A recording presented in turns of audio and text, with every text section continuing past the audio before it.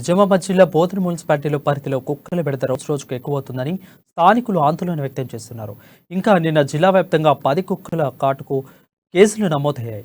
ఒకరోజు రాకసీపేటలో 7గురిపై కుక్కలు దాడి చేశాయి. ఇప్పటికైనా అధికారులు చర్యలు తీసుకోవాలని స్థానికులు బలంగా కోరుతున్నారు.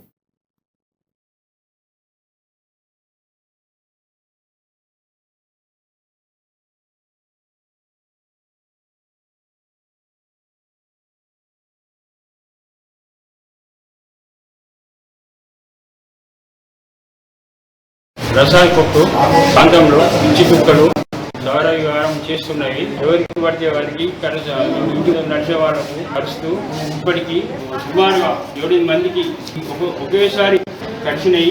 ఒక్కరోజు కొంత సమయంలోనే మొత్తం 8 మంది సర్కారు దవాఖానకు రావడం జరిగినది. కావున ఈ మున్సిపాలిటీ వారు వెంటనే ఆ కుక్కలను చూడాలి, వెంటనే కంట్రోల్ చేసి